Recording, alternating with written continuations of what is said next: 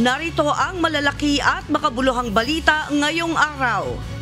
Hataw Balita Ngayon. Inamin ni dating Pangulong Rodrigo Duterte sa kanyang pagharap sa pagdinig sa Senado kahapon na siya ang nagutos na patayin ang mga manlalaban sa pagpapatupad ng operasyon kontra iligal na droga noong kanyang administrasyon. Inako rin ito ang responsibilidad sa mga nagawa ng pulis na sumunod sa utos niya sa ilalim ng war on drugs. Git ng dating Pangulo, ginawa niya ito para sa bayan.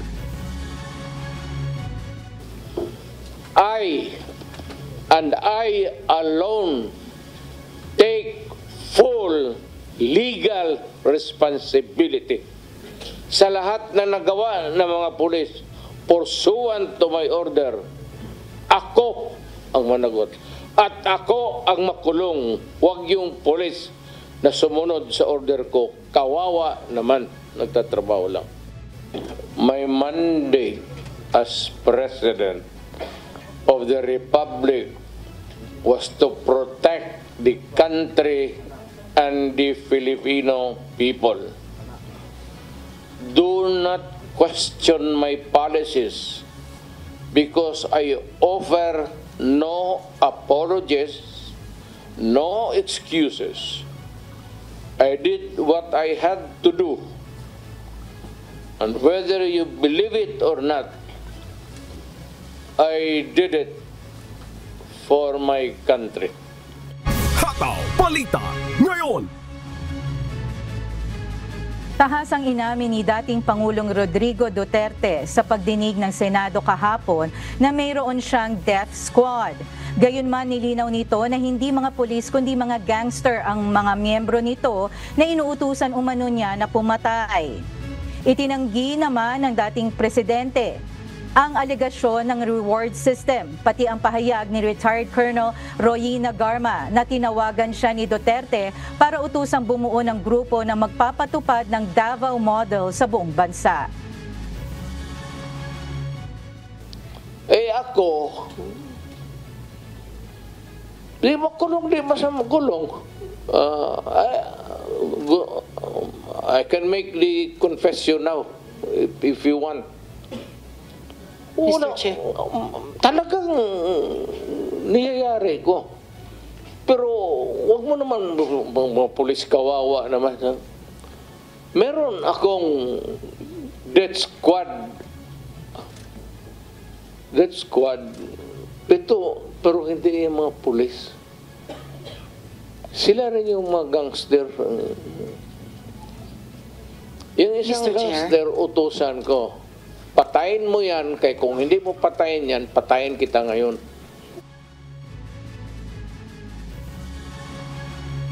Sa susunod na pagdinig ay padadalhan na ng Senado ng subpoena ang mga resource person na hindi nakapunta sa pagdinig ng Senado kahapon, kabilang sina Police Retired Colonel Royina Garma, former National Police Commission Chief Edelberto Leonardo at alleged drug lord Kerwin Espinoza. Hataw Balita Ngayon. Nais ng ilang mga kongresista na masampahan ng kaso si dating Pangulong Rodrigo Duterte matapos ang mga mabibigat na pahayag nito sa nangyaring pagdinig ng Senado ukol sa war on drugs ng kanyang administrasyon. Ayon kay House Deputy Majority Leader Jude Asidre, kailangang papanagutin si Duterte at makulong dahil sa extrajudicial killings. Nanawagan naman si Cagayan de Oro City Representative Lordan Suwan sa Department of Justice at Office of the Ombudsman na magsagawa na ng malalimang investigasyon kaugnay nito. Para naman kay House Quadruple Committee Co-Chairperson Representative Benny Abante, maaring maging batayan ito para imbestigahan at kasuhan ang dating presidente sa mga naging paglabag nito sa batas. We owe it to the victim and the Filipino people to pursue justice without any fear or favor. Ilang na sa akin yan. And I do realize that former president is, you're getting quite old and it's not even that healthy. but still he cannot get away from the responsibility and accountability of his action. Hataw Balita ngayon. Umani ng batikos mula sa mga miyembro ng Kamara ang pakikibahagi ni Senator Ronald Bato de la Rosa at Senador Christopher Bongo sa pagdinig ng Senado ukol sa war on drugs ng Duterte administration. Nauna nang itinanggi ng dalawang senador ang mga aligasyon na sangkot sila sa issue.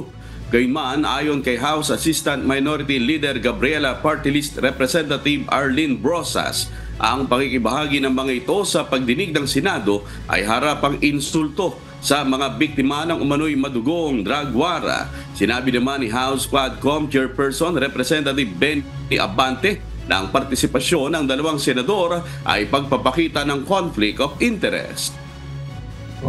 If you follow the Senate hearing, nakikita mo kung paano ginagamit ni Senator Bato ang posisyon niya para mag-interrogate ng mga witnesses. Dyan sa Senado, ang dapat resource persons nag-interpolate ng kapwa resource person. The conflict of interest was clear for all to see and hear. Hataw Balita ngayon. Mariing pinabulaanan ni Executive Secretary Lucas Bersamin ang sinabi ni dating Pangulong Rodrigo Duterte sa pagdinig ng Senado na muli na namang lumaganap ang krimen sa bansa pagkatapos ng kanyang termino.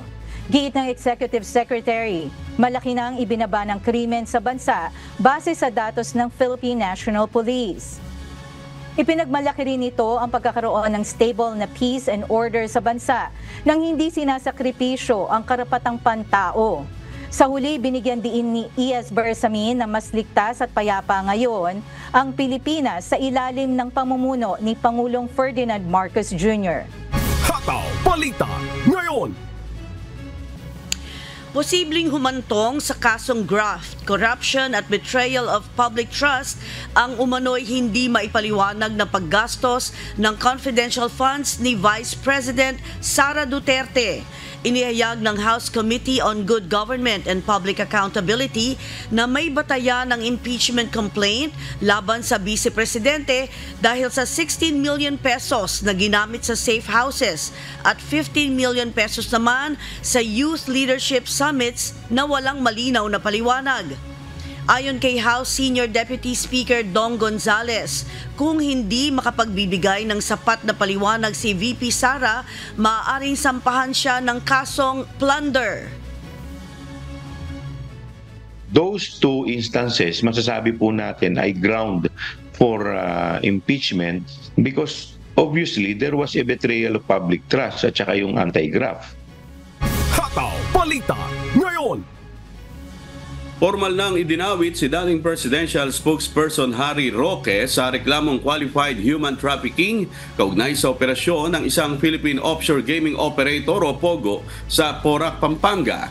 Ayon kay Prosecutor Darwin Cañete ng Interagency Council Against Trafficking, may aktibong partisipasyon umano si Roque sa mga proseso ng Lucky South 99 POGO ayon sa testimonya ni Philippine Amusement and Gaming Corporation o PAGCOR Assistant Vice President Jessa Maris Fernandez. Mari namang itinanggi ni Roque ang mga paratang at sinabing walang basihan ang mga ito at handa siyang harapin ang kaso upang linisin ang kanyang pangalan. Well, there is a statement or testimony from Attorney Jessa Maris Fernandez, the Assistant Vice President of PAGCOR, that last July 26, 2022, Respondent Roque and Cassandra Ong went to their office to have a meeting with PAGCOR. Mayroon ding judicial affidavits, Attorney Fernandez, that Attorney Roque made several follow-ups with her on the status of the application of the renewal of the online gambling license of Lucky South. No? Hataw Balita ngayon. Tiniyak ni Department of Transportation o DOTR Secretary Jaime Bautista na handa na ang kagawaran sa pagdagsa ng mga biyahero sa darating na long weekend. Nakabukas na ang lahat ng pantalan sa bansa bagamat nagkaroon ng minor damages ang ilang paliparan dahil sa bagyong Christine. Isa ang Matnog Port sa Sorsogon sa mga pantalan na lubhang naapektuhan ng sama ng panahon. Gayunman tiniyak ni Secretary Bautista na may mga alternatibong pantalan na maaaring gamitin ang mga biyahero. Meron naman tayong mga alternative modes of transportation, no? Yung mga biyahe ng Cebu, yung mga gustong magbiyahe by boat or by ship, no, going to the Visayas, pwede sila by Batangas, no? Kasi merong mga Ro-Ro service from Batangas going to Katiklan, no? Or from Batangas to Mindoro, no? To Rojas and Bulalakaw. Hataw Balita ngayon. Nakatakdang mag-deploy ang Philippine National Police ng halos 18,802 na pulis sa iba't ibang panig ng bansa para sa darating na long weekend upang tiyakin ang kaligtasan ng mga biyahero.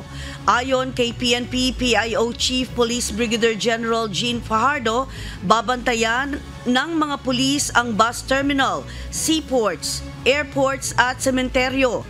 Pinayuhan din ng PNP ang publiko na huwag mag-post ng at the moment updates sa social media para maiwasan ang mga banta sa seguridad.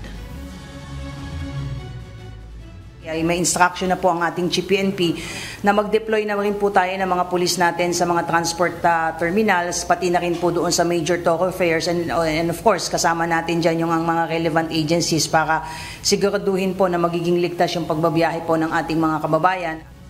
Hataw Balita ngayon. Bad news po para sa mga motorista dahil epektibo na po simula ngayong Martes, October 29, ang pagtaas sa presyo ng mga produktong petrolyo. Base po sa magkakaiwalay na abiso ng oil industry players sa bansa, nasa 20 sentimos ang madaragdag sa kada litro ng gasolina. Kapwa magkakaroon naman ng increase na 50 sentimos sa diesel at kerosene. Ayon sa Department of Energy, bunsod ng tumataas na fuel demand sa South Korea ang ipatutupad na price increase. Hataw Balita ngayon.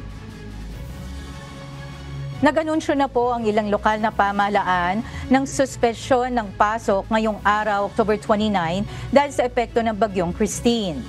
Walang face-to-face classes ang lahat ng antas sa pampubliko at pribadong paaralan sa Albay, Aurora, Burgos Isabela, Camarines Sur, Camarines Norte, Noveleta, Cavite at Tobias Fournier sa Antique. Sa Batangas, kanselado rin ang face-to-face classes sa Calacasari, Lemery, Nasugbu at San Luis. Habang wala ring klase sa Laguna ang mga bayan at lungsod, kabilang ang Bay, Binyan City, Cabuyao City, Los Baños, Magdalena, Paete, Pagsanhan, San Pedro City, Santa Cruz at Santa Maria.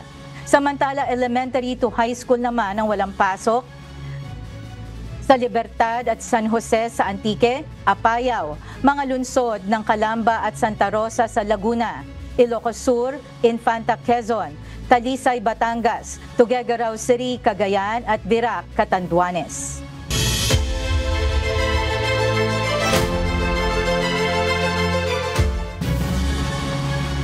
Mabot na sa mahigit 629 million pesos ang inisyal na halaga ng mga nasirang pananim dahil sa bagyong Christine sa probinsya ng Cagayan. Batay sa monitoring ng Provincial Disaster Risk Reduction and Management Office o PDRRMO kahapon, October 28, palay ang pinakamaraming nasira na umabot sa mahigit 608 million pesos habang nasa mahigit 12 million pesos naman ang naging danyos sa pananim na mais.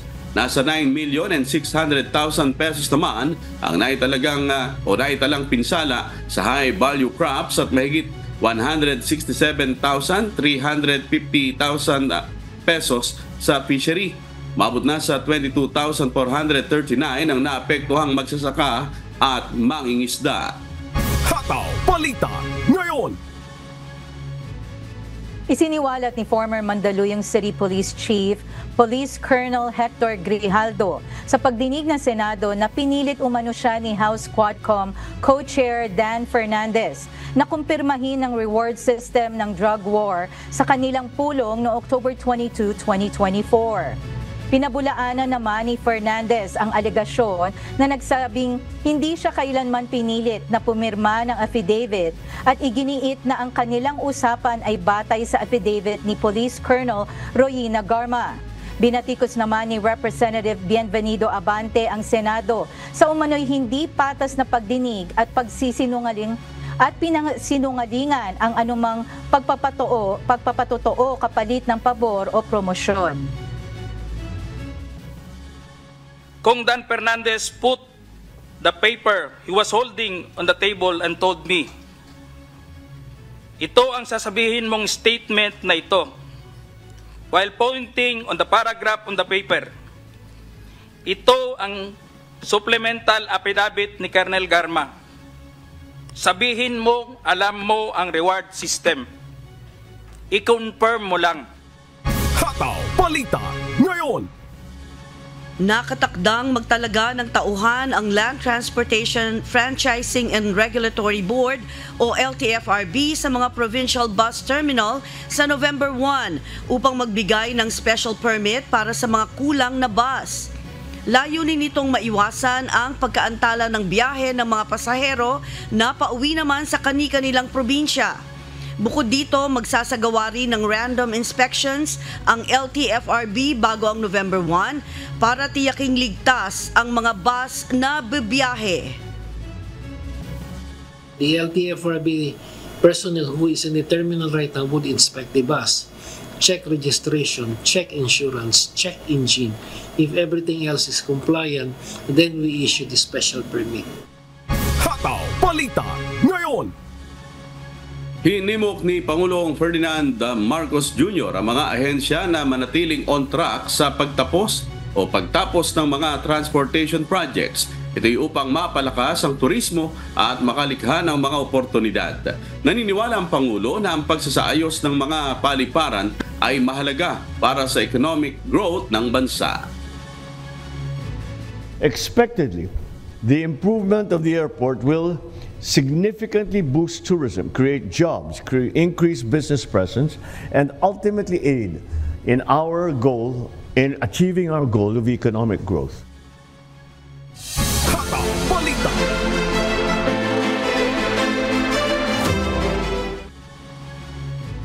Unti-unti nang nauubos ang supply ng mga petroleum products sa Bicol region, partikular na sa Camarines Sur at Catanduanes.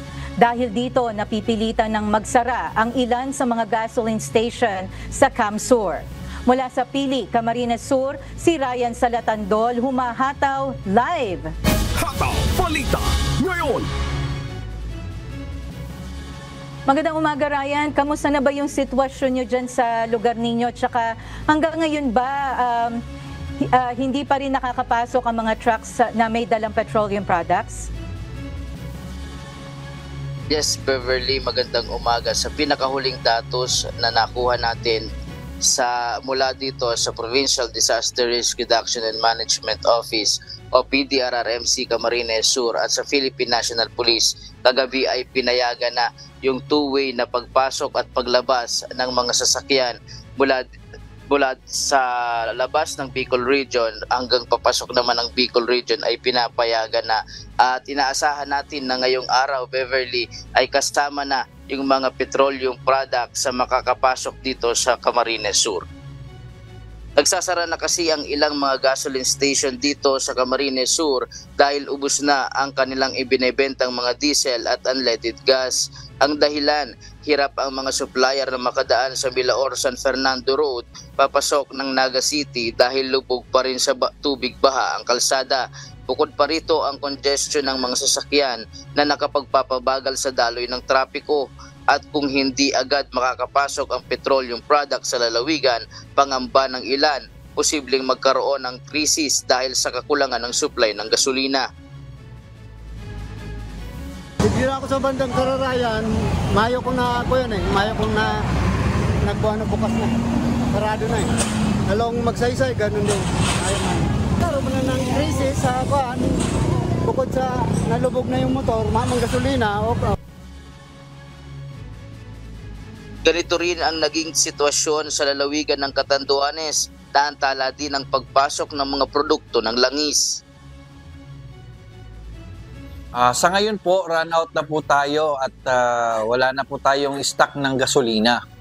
Kung sa diesel, meron tayo. Pero yung gasolina talagang wala na at sa tingin ko, more than 3 days pa bago dumating ang ating deliveries. Gayunman, wala pa rin pagbabago sa presyo ng mga langis. Nananatili pa rin sa 51 pesos hanggang 52.95 ang diesel, 56 pesos hanggang 57.45 naman ang regular, 57 pesos hanggang 58.45 ang premium at 77 pesos hanggang 77.95 naman ang kerosene. Samantala, dumoble naman ang itinaas ng presyo ng ilang gulay sa pamilihang bayan ng Virac. Mula sa dating presyo ng carrots na 140 kada kilo, ngayon ay nasa 300 to 350 pesos na kada kilo. Ang sili naman nasa 200 pesos kada kilo, umabot na rin sa 400 pesos per kilo. 300 pesos per kilo ang presyo ng repolyo na dati ay nasa 80 to 120 pesos lamang. Umabot na rin sa 300 pesos per kilo ang presyo ng kamatis, pechay, bagyo at luya. Paliwanag ng mga nagtitinda, limitado na kasi ang supply ng mga gulay. Bukod pa rito ay mataas na rin ang presyong ibinibigay sa kanila ng mga supplier na umaangkat pa rin galing Baguio City matapos ang Bagyong Christine. At yan muna ang pinakahuling balita mula dito sa Bicol Region. Balik sa iyo, Beverly. Okay, salamat Ryan Salatandol mula sa Pili, Camarines Sur. Hataw Balita ngayon. Pahirapan pa rin ang paghahatid ng tulong sa mga residenteng apektado ng landslide at baha sa bayan ng Agoncillo sa Batangas dahil sa mga debris ng mga kahoy at putik sa mga kalsada na iniwan naman ng Bagyong Christine. Putol din ang tulay na nagdurugtong sa bayan ng Laurel at Agoncillo na lalong nagpahirap sa mga residente. Si Andy Pagayona humahataw.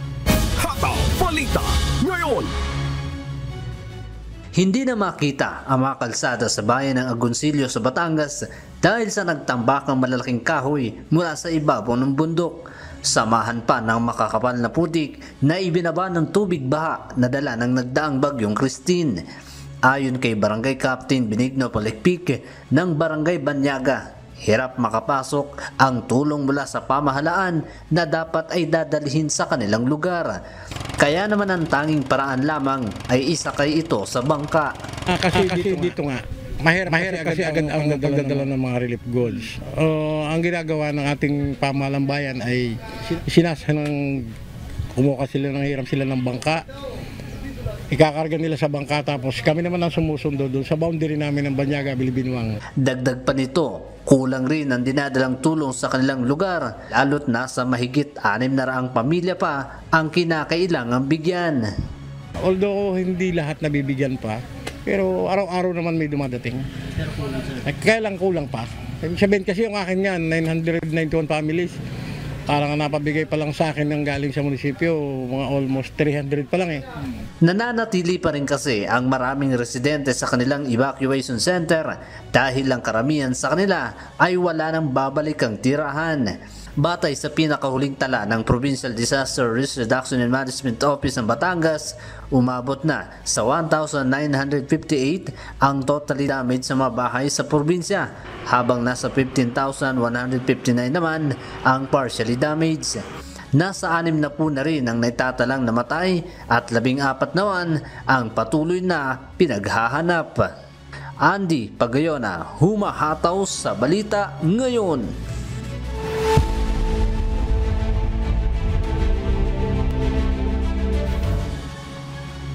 Iminungkahi ni Egypt President Abdel Fattah al-Sisi ng temporary ceasefire sa Gaza at pagpapalaya sa hostages sa Hamas kapalit ng pagpapalaya ng Israel sa Palestinian prisoners. Kasabay naman ito ng military strike ng Israel sa hilagang bahagi ng Gaza. At mula sa Los Angeles, USA, may humahataw na balita si Klein Sinka live. Hataw Balita ngayon. Klein, ano ang detalye ng proposal na ito ng Egypt? No, amigo, inanunsyo ni Egypt President Abdel Fattah al-Sisi sa naganap na press conference sa Cairo ang proposal na 2-day ceasefire sa Gaza kasama ang pagpapalaya sa 4 na Israeli hostages kapalit ng pagpapalaya naman na ilang Palestinian prisoners. Susundan ito ng isinasagawang pag-uusap sa Qatar kasama ang mga direktor ng CIA at Mossad Intelligence Agency ng Israel. Umaasa ang Egyptian leader na magiging daan ito upang wakasan ang labanan na tumagal na ng mahigit 1 taon. Kasabay naman ng pahayag na ito ang naganap na pag-atake ng Israel sa isang eskwelahan sa hilagang bahagi ng Gaza na sinasabing kinaparoroonan ng grupo ng Hamas. Hindi bababa sa 45 individual ang nasawi sa naganap na pag-atake kabilang ang 3 journalist. Balik sa iyo, amigo. Pero Klein, meron na bang tugon o komento ang Israel o Hamas patungkol sa proposal na ito? Sa ngayon, amigo, ay wala pa opisyal na pahayag ang magkabilang panig kung ang proposal lang ito ay kanilang tatanggapin o kanilang i-reject. At inaasahan ng Israel na hindi maiging madali ang pagbalik ng mga hostages na ito. Ngunit habang patuloy ang tensyon, ay patuloy pa rin tayong nakantabay, amigo, kung ano man ang magiging desisyon na Israel at Hamas sa ceasefire proposal na ito. Alright, maraming salamat, Klein Singka mula sa Los Angeles, USA. Hataw Balita ngayon. Nananatiling impluwensyado ng Estados Unidos ang anumang galaw at desisyon ng Israel na may kinalaman sa pag-atake nito sa Iran. Mula sa Edmonton, Canada, may humahataw na balita si Charles Corpus, live. Hataw Balita ngayon. Magandang araw, Charles. Paano ba nasabing malaki ang papel na ginagampanan ng Estados Unidos sa anumang desisyon na ginagawa ng Israel? Ms. Beverly, bagamat mayroong malaking pagkakataon ang Israel na gumanti ng matinding pag-atake sa ginawang missile attack ng Iran noong unang araw ng Oktubre, ay nagawa pa rin itong makinig sa payo ng Estados Unidos na kaalyado nito. Matapos nilang mawasak ang pangunahing air defense at missile facility ng Iran, target naman nilang isunod ang nuclear at energy sites. Gayunman, hinimok ng administrasyon ni US President Joe Biden na huwag nang ituloy ang plano at isaalang-alang ang magiging epekto ng gagawing hakbang. Ayon kay former Deputy U.S. National Intelligence Officer for Middle East, Jonathan Panikoff, napakahalaga ng pressure na nanggagaling sa Estados Unidos sa pagsasagawa ng desisyon ng Israel. Itinanggayin naman ni Israeli Prime Minister Benjamin Netanyahu na may kinalaman ang ginagawang pressure ng United States sa hindi nito pag-atake sa nuclear at energy facility ng Iran, at sa halip ay pinahayag nito na mas pinili ng Israel ang kanilang pambansang interes at hindi ang dikta ng Amerika. Balik sa'yo, Beverly. Yes, Charles, ano ba yung magiging resulta kung natuloy yung pag-atake ng Israel sa nuclear at energy facility ng Iran? Yes, Beverly, magkakaroon nga ito ng malaki epekto sa ekonomiya ng bansa. At makakapekto rin ito sa pandaigdigang presyo ng langis at hahantong pa sa lalong maigting na paghihiganti ng Iran sa pamamagitan naman ng pagtatanim ng mga bomba sa Strait ng Hormuz. Balik sa'yo, Beverly. Okay, maraming salamat, Charles Corpus mula sa Edmonton, Canada. Hataw Balita ngayon. Sinisi ng North Korea ang militar ng South Korea sa pagpapalipad ng drone sa teritoryo nito na tinawag na isang paglabag sa soberanya ng bansa. Ito ang humahataw na balita ni Early Briones. Hataw Balita ngayon. Nilabas ang North Korea ng mga larawan ng umano'y bumagsak na drone ng South Korea sa pagsusuri ng flight control program ng drone. Natuklasan ng mga otoridad ng nasabing bansa ang mahigit 230 na flight plan at log mula pa noong June 2023, kasama ang plano para magkalat ng political motivational rubbish. Batay sa resulta ng investigasyon, 3 beses umanong lumipad ang mga drone ng South Korea sa himpapawid ng Pyongyang ngayong buwan upang magpakalat ng mga leaflet laban sa North Korea. Dahil dito, nagbabala ang tagapagsalita ng Democratic People's Republic of Korea o DPRK. Natutugon sila ng walang awang opensiba kung mauulit pa ang ganitong insidente. Early Briones, humahataw sa balita ngayon. Hataw Balita ngayon.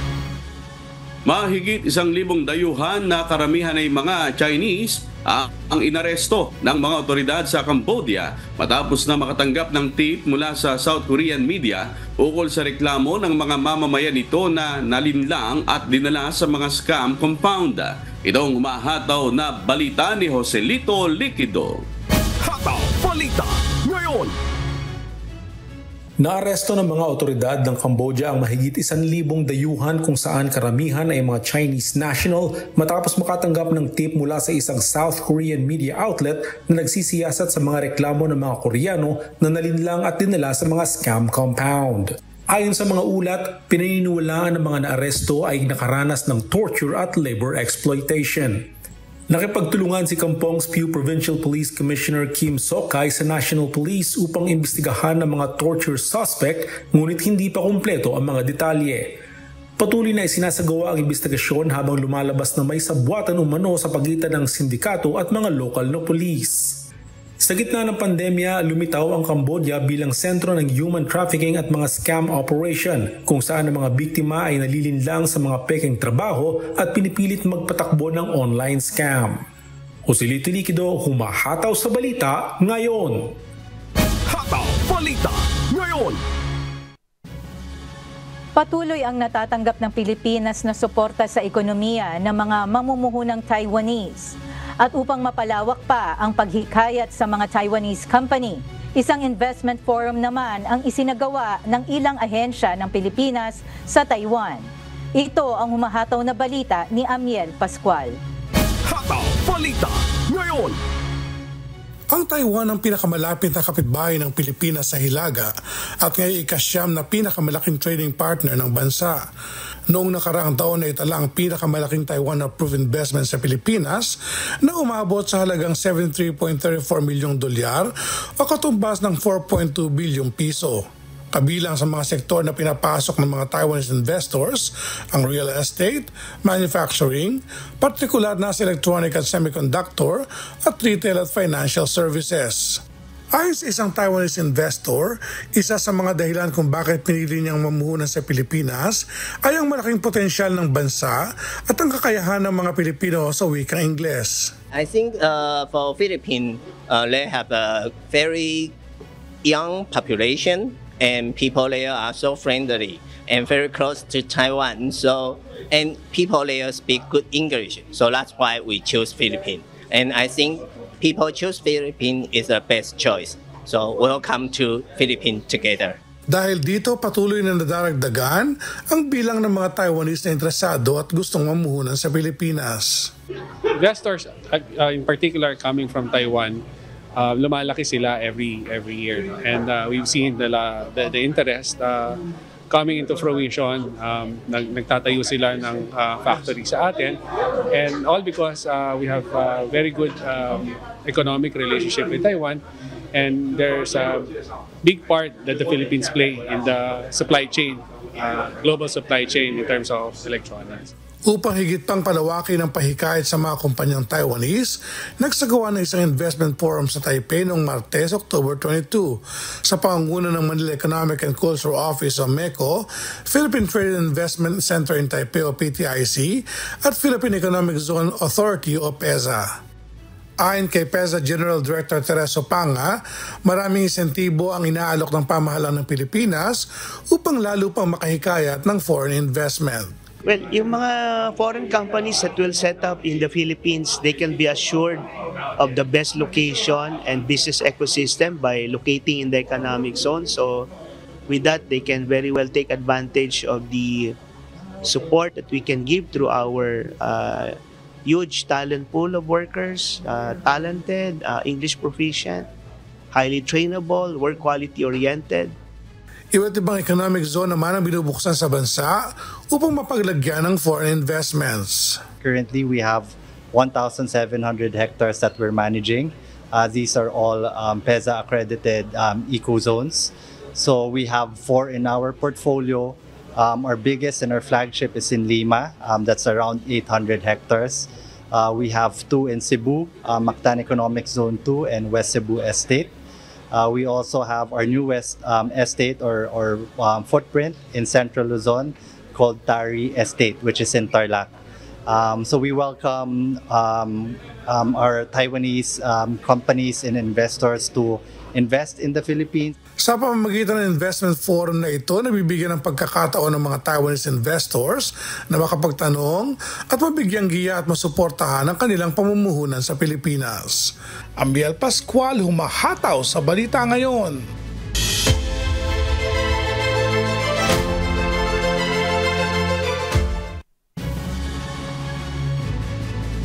Hinikayat ni Defense Secretary Gilberto Chodoro Jr. ang mga lokal na pamahalaan na magpatupad na ng forced evacuation sa mga delikadong lugar sa Ilocos, Cagayan, Bali, Bicol at Cordillera dahil sa banta ng Bagyong Leon. Ayon sa Weather Bureau Pag-asa, posibleng maging super typhoon si Leon bago ito lumapit sa Batanes. Binigyang din ng Department of the Interior and Local Government o DILG ang pag-prioritize sa paglikas ng mga bata, matatanda at may kapansanan.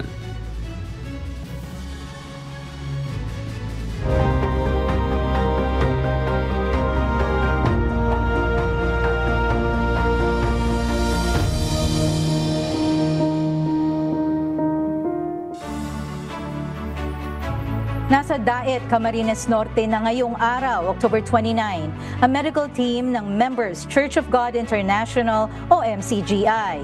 Ito ay upang mabigyan ng libreng serbisyo medikal sa mga pamilyang naapektuhan ng Bagyong Christine sa iba't ibang lugar sa Bicol. Mula sa Daet, Camarines Norte, si Brian Baldaraje, humahataw live.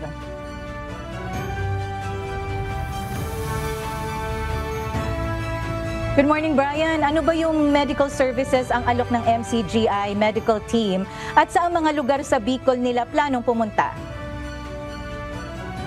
Yes, Marie, good morning. Ilan nga sa mga medical services na ipagkakaloob ng Members Church of God International o MCGI dito sa Camarines Norte ay ang libreng check-up sa mga matatanda at gayon din sa mga bata.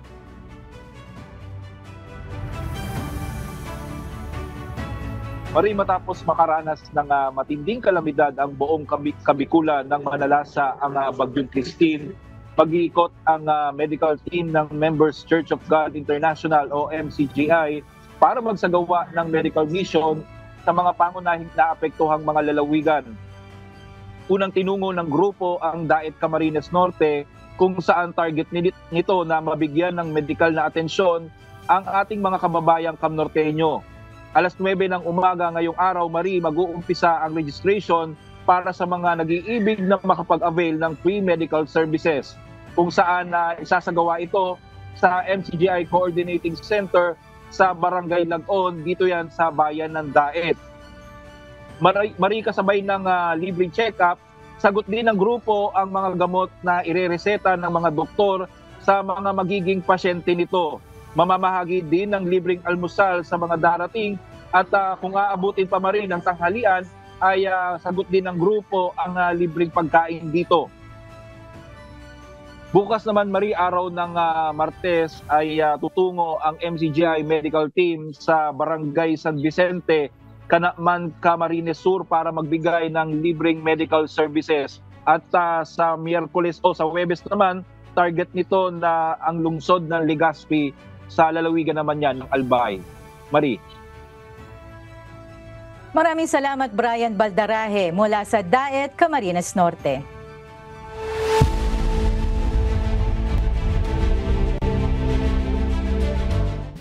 Kinondina ng Committee to Protect Journalists o CPJ ang pag-atake ng Israel sa mga mamamahayag sa Lebanon. Ito ay matapos atakihin ng Israeli military ang mga guest house kung saan sinasabing nakatira ang hindi bababa sa 18 journalist. Ito ang humahataw na balita ni James Hilario. Tatlong mamamahayag ang nasawi sa Lebanon dahil sa pag-atake ng Israel bandang umaga noong Biyernes na nagdulot ng pagkondina mula sa rights advocates tungkol sa bilang ng mga mamamahayag na nasawi sa rehiyon sa nakalipas na taon.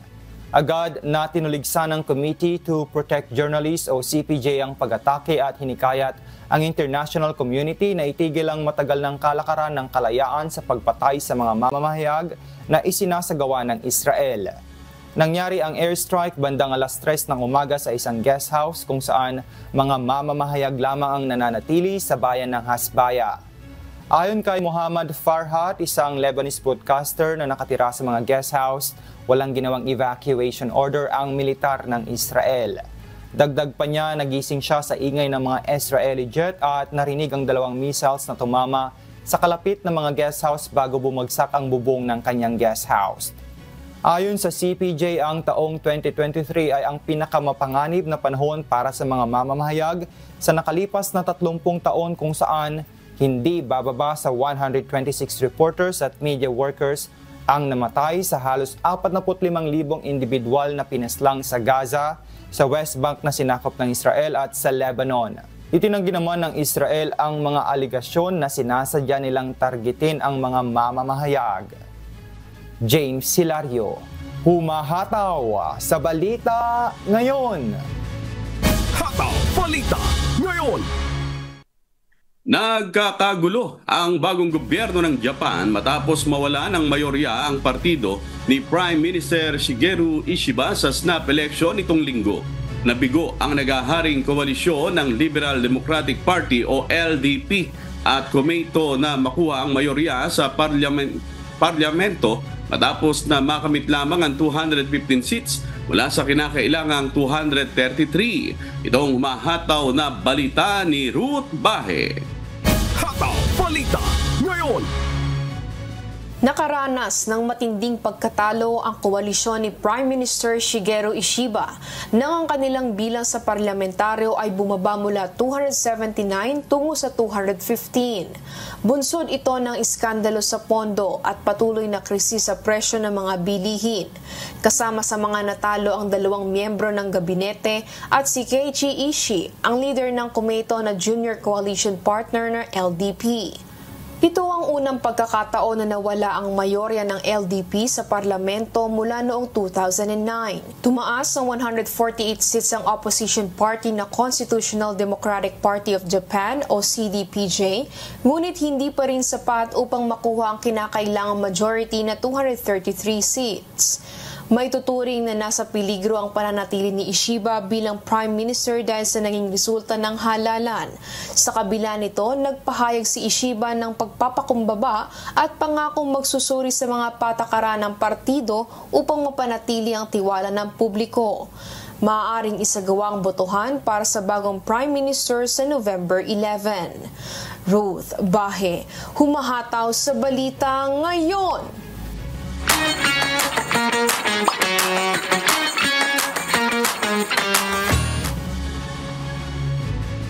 Inaanyayahan ng Philippine Consulate Office sa Toronto, Canada ang mga Filipino sa Greater Toronto Area na tangkilikin ang mga programa ng Consulate Office at makiisa sa iba't ibang event nito.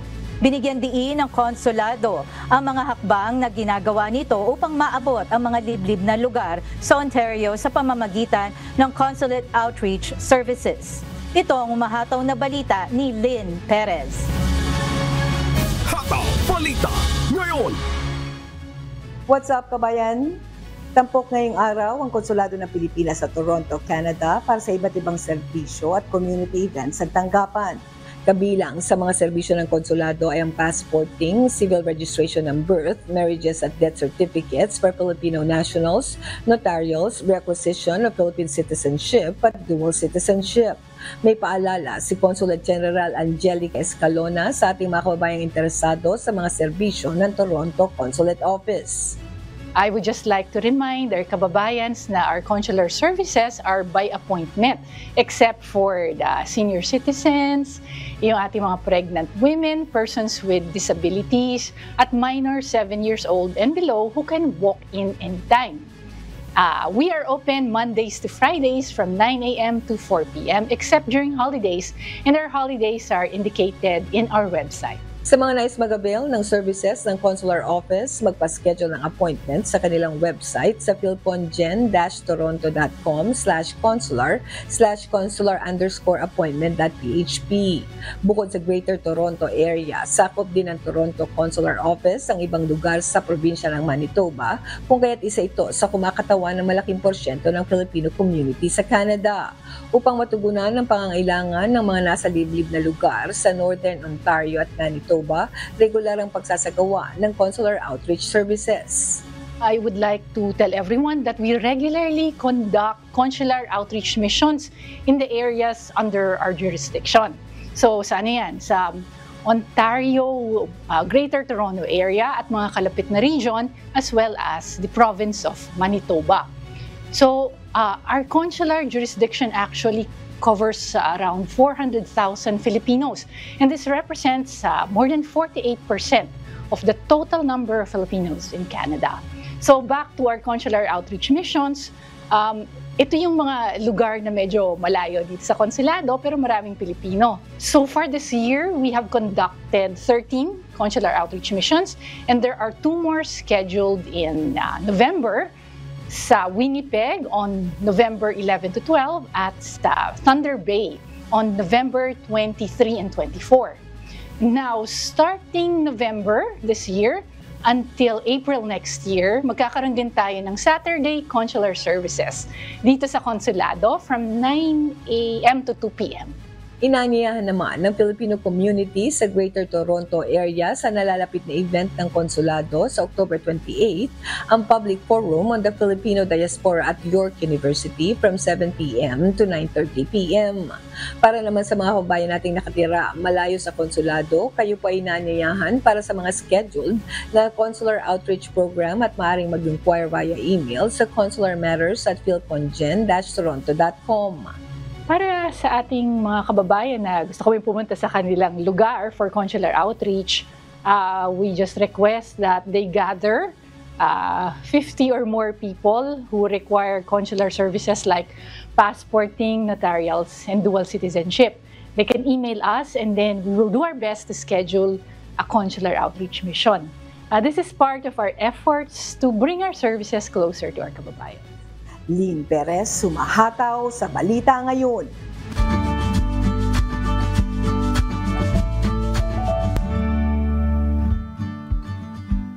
Bahagyang lumakas ang severe tropical storm Leon habang papunta sa typhoon category. As of 4 a.m., huling nakita ang sentro ng Bagyong Leon sa layong 645 kilometers silangan ng Tuguegarao City, Cagayan. Taglay nito ang hanging umaabot sa 110 kilometers per hour at bugso na nasa 135 kilometers per hour. Kumikilos ito pa west-northwest sa bilis na 10 kilometers per hour. Nakataas ang Tropical Cyclone Wind Signal number 1 sa ilang lugar sa bansa dahil sa lakas ng hangin at ulang dala ng bagyo.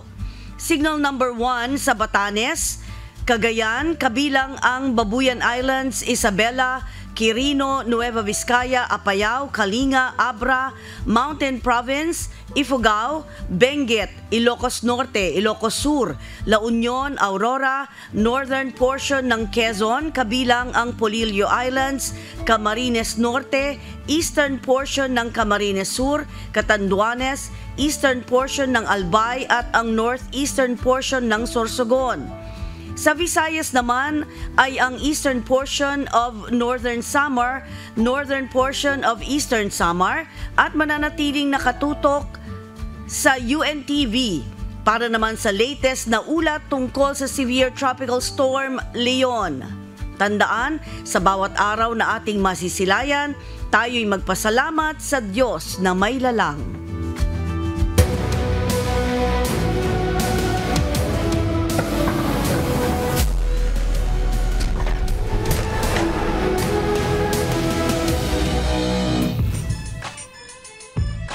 Binuksan na kagabi ang pag-uumpisa ng ika-11 season ng UNTV Cup Katuwang ang 15 kupunan mula sa mga ahensya ng pamahalaan. Binubuo ito ng mga dati nang nakakasama sa liga at isang rookie team na mula sa Bureau of Jail Management and Penology na BJMP Greyhounds. Naman nung panalo ang nasungkit ng DOJ Beacon sa umpisa ng liga kagabi laban sa GSIS Puri sa score na 108-86. Bukod sa paglalaro ng basketball, layo ng UNTV Cup ang makatulong sa mga beneficiaries na pinili ng mga kupunan. Nagpasalamat naman si UNTV Cup Commissioner Atoy Co sa suporta ng mga manonood sa panibagong season ng liga ng mga public servant. Naka 10 season na po tayo, ngayon po ay papunta po tayo sa 11 season. Sa paglalaro po ng basketball, nakapagbibigay po tayo ng kasiyahan, nakakatulong pa tayo sa ating pong mga kapwa, kababayan, kapatid, kasambahay. Hataw Balita ngayon! Patuloy po namin kayong inaanyayahan sa isa sa gawang mass indoctrination ng MCGI. Day 1 na po tayo, mamayang 7 p.m. Philippine Time, sa official MCGI social media accounts, kabilang ang MCGI channel, ang official YouTube channel ng Members Church of God International. Patuloy rin po namin kayong inaanyayahan na makiisa sa Global Prayer for Humanity tuwing Lunes hanggang Biyernes alas 9:30 ng gabi. Ito po ay nakastream ng live sa lahat ng MCGI social media accounts. Ang Global Prayer for Humanity po ay bukas sa lahat, anuman ang inyong relihiyon o lahi. At sa aming ibabahaging mga salita ng Diyos na ating sandigan, mula sa Awit Kapitulo 46, talatang 1. Ang Diyos ay ating ampunan at kalakasan, handang saklolo sa kabagabagan.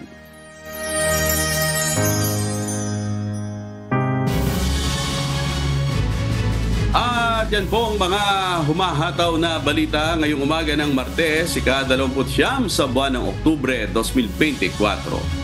Sa ngalan po ng lahat ng bumubuo ng UNTV News and Rescue, UNTV Radyo La Verdad 1350 at ng ating mga correspondent mula Luzon, Visayas at Mindanao. Mula po rito sa Pilipinas, ako po inyong amigo, Sherwin Kulubong. At yan po ang mga humahataw na balita sa iba't ibang panig ng mundo ngayong Tuesday morning, October 29, 2024. Mula rito sa San Diego, California, USA, na ang official flower ay carnation. Ako si Beverly Saison. At ako naman po si Marie Peñaranda mula rito sa UNTV Studio. At dito sa UNTV at UNTV Radio La Verdad 1350. Diyos ang aming sandigan, serbisyo publiko ang aming pinahahalagahan. Susunod na po ang Good Morning Kuya. Salamat po sa Diyos at magandang umaga.